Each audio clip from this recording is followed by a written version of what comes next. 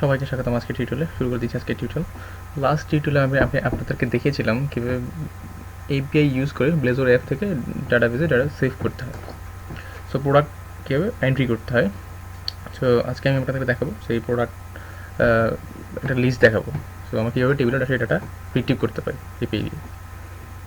So product pages ফোল্ডারে চলে আসলাম। এখানে আমি একটা কম্পোনেন্ট নিব, right click add new item. So component, so তার নাম দিব হচ্ছে প্রোডাক্ট লিস্ট। অ্যাড করলাম, সো অ্যাড হয়ে গেল। সো প্রথমে আমি রাউটিং অ্যাট্রিবিউটটা দিয়ে দিব। সো পেজ, এটা আপনারা অলরেডি জানেন। তো যেটাকে আমাকে স্ট্রিং আকারে দিতে হয়, স্ল্যাশ দিয়ে ফোল্ডারের নাম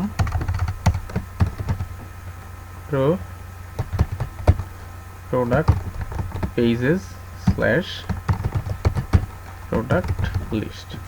সো দিয়ে দিলাম। সো এইখানে আমার যেটা লাগবে প্রপার্টি লাগবে। তো আমি প্রপার্টিটা ডিক্লেয়ার করি public list of product. So product, এখানে আমার নেম স্পেসটা নাই, এই জন্য ওটা চিনতেছে না। অবশ্যই আমার নেম স্পেস ইনক্লুড করতে হবে using Blazor app dot models. So products চিনে গেছে, products get set।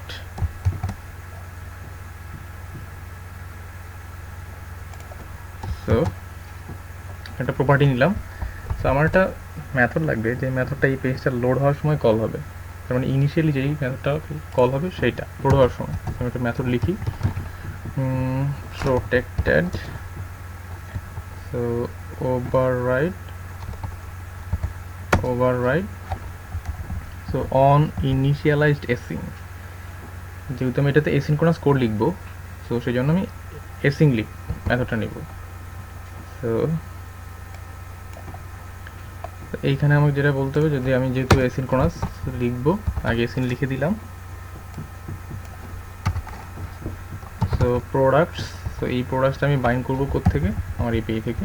So products, এখন আমি এপিআই কল করবো। সো এপিআই থেকে ডাটাটা নিয়ে আসবো। সো অলরেডি আমরা এপিআই কল করার নিয়ম জানেন। So inject http client, so http client await http client dot get JSON async। তো এখানে যেহেতু ডাটাটা আমি লিস্ট আকারে আনতে চাই, list of product. So first bracket দিয়ে এখানে দিয়ে দিব আমি এপিআই ইউআরএলটা। সো অলরেডি আমরা এপিআই এর ইউআরএলটা, বেস ইউআরএল হচ্ছে এইটা আমি জানি। সো কন্ট্রোলার হচ্ছে এইটা, এতটুকু নিয়ে আসলাম, স্ল্যাশ গেট অল। সো এটা কল করার পর আমার প্রোডাক্টে ডাটা চলে আসার কথা, চলে আসবে বাইন্ড হয়ে। তো এখন বাইন্ড হওয়ার পর যেটা আমাকে করতে হবে, আমি টেবিলে ডাটাগুলো শো করব। সো চলেন তাহলে একটু লিখি। সো ফার্স্ট অফ অল আমি একটা কন্ডিশন দেই। সো ইফ, যদি প্রোডাক্টসটা যদি নাল থাকে, প্রথম ইনিশিয়ালি নাল থাকতে পারে, যদি নাল থাকে তখন আমি লোডিং একটা সামথিং কিছু দেখাবো। সো প্যারাগ্রাফ ট্যাগের মধ্যে সো আমি এখানে বলে দিলাম লোডিং। সো লোডিং যদি নাল না হয়, তখন আমি কি করব, আমি টেবিলের মধ্যে ডাটাগুলো অ্যাড করব। সো টেবিল,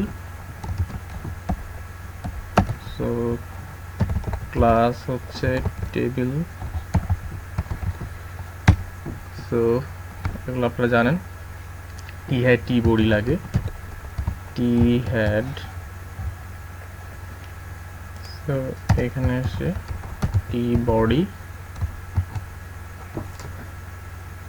সো টি হেডের মধ্যে আমি আপাতত ইয়ে দিয়ে দিব টিআর, সো টিএইচ। সো প্রথমতে থাকবে হচ্ছে আমার নেম, সো তারপরে হচ্ছে টাইপ, সো নেম এবং টাইপ, ফাইন। সো বডিতে এসে কি হবে, আমার যে লিস্টটা আছে সেই লিস্টটা ফর ইচ করে করে আমি এক একটা করে টিয়ার বানাবো। তো চলেন তাহলে ফর ইচ, সো ফর ইচে এসে আমি বললাম ভার product in, so products, so এইখানে এসে টিআর বানাবো টিডি। সো প্রথম টিডিতে যেটা আসবে, সো প্রোডাক্ট ডট নেম, আমার দুইটা টিডি লাগবে, সো টাইপ। সো হয়ে গেল, আমরা প্রজেক্ট রান দিব। সো রান দেওয়ার আগে একটু মেনুতে আমি দুইটা মেনু দিয়ে দিই, প্রোডাক্ট অ্যাড করার জন্য আর লিস্টের জন্য। সো মেনুতে দেওয়ার জন্য ন্যাব মেনু ব্লেজর, এটাতে আসতে হয়। তো আমি এটা একটু কপি করি, কপি করলাম। সো পেজ ডাটার পরে আমি দিয়ে দিব, পেজ ডাটার পর আমি এখানে বললাম product pages slash add, sorry slash add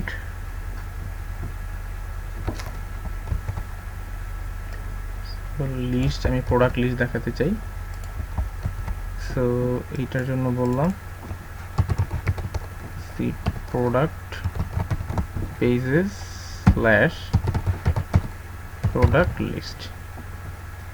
so এইটার নাম হবে product entry, product entry product list.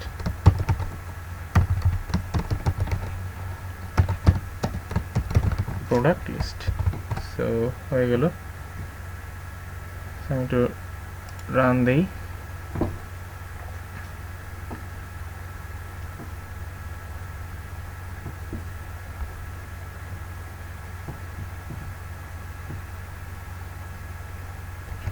Project open হয়ে গেল।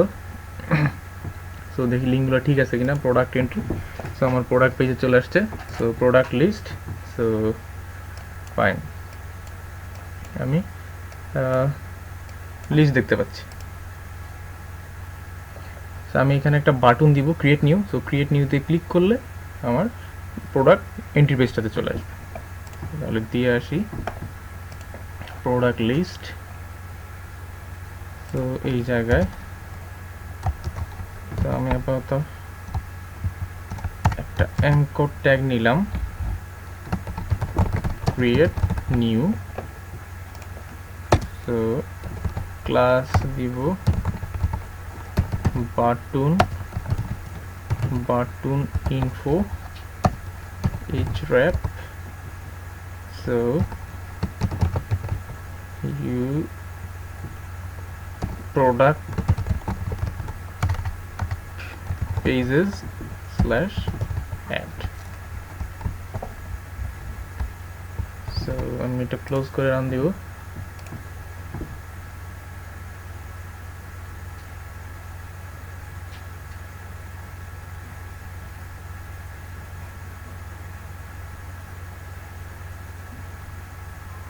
সো ওপেন হয়ে গেল, প্রোডাক্ট লিস্ট পেজে ক্রিয়েট নিউ পেজ। তো ফ্রেন্ডস, আমি আমাদের দেখালাম কীভাবে আমরা এপিআই দিয়ে ডাটা রিট্রিভ করতে পারি। তো পরবর্তী টিউটোরিয়ালে আমি আপনাদেরকে এডিট নিয়ে আলোচনা করব। সে পর্যন্ত ভালো থাকবেন, আল্লাহ হাফেজ, সাথেই থাকবেন।